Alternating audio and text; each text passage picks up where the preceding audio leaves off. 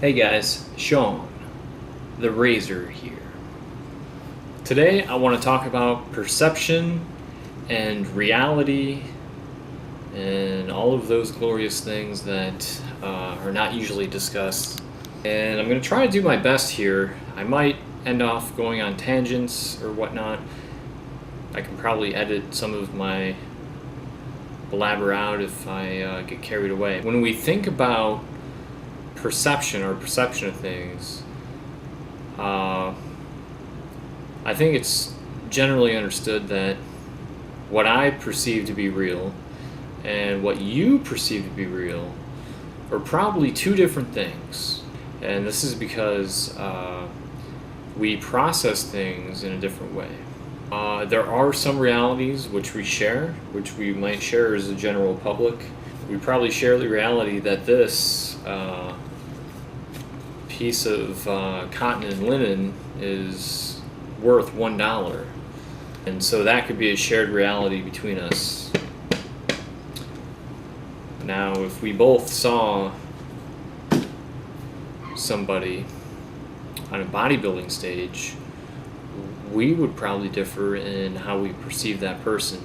Also, when we think about ourselves, when we see a picture of ourselves, we probably have a different perception of how we appear and how others see us.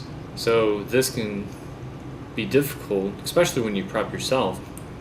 For instance, when I was heavier, when I when I had a lot more body fat on me, my perception was that I was not as heavy as I was. I was not as fat as I was at the time. My perception of myself was skewed. And when I was younger and I was very thin and had no muscle, I perceived myself as having more muscle. There's a thing called optimistic bias.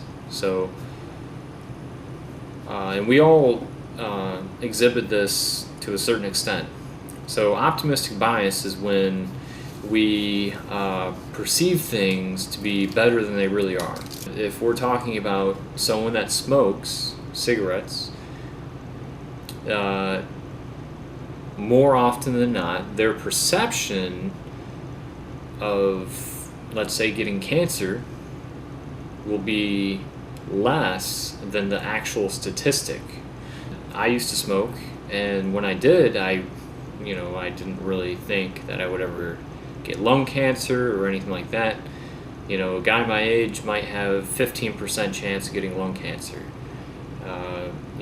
If someone would have asked me, what percentage do you think that you're liable to get lung cancer, I'd probably tell them 3%, 1%. Very, very small chance. Lower than what the actual average would be. And that's what optimistic bias is. So I think that I exhibited this when I looked in the mirror, because I would perceive myself as being more fit than I was. And then if we think about this in the other spectrum, in the complete opposite spectrum, someone that's in really, really, really good shape might not think they're in that good of a shape. Let's take, for instance, my contest prep, and even at my leanest point, I still questioned if I was lean enough. I still kind of, thought of myself as just being in okay condition. More often than not, the best condition of all the shows I was in this year, or very close to it. Something like that, I believe, can happen as well. How can we tell if we're being realistic with ourselves or not? Very difficult to say. Because perception is different amongst people, there's no telling really who has the best perception of reality, because reality is different for everyone. And I don't think any of us really have the best perception of reality, because we perceive things in a way that we can never know everything. We can never even imagine to know everything. And are the things that you're seeing right now actually happening? Or are you dreaming? How do we know we're not in a dream right now? And we're about to wake up. I'm sure some of you guys, or probably most of you guys, have had dreams where you wake up and you're in another dream. How do we know we're not in one of those dream states right now, just waiting to be woken up? And okay, what if I put this right here? We're all kind of conditioned to believe if we see this, that something is live and happening right now.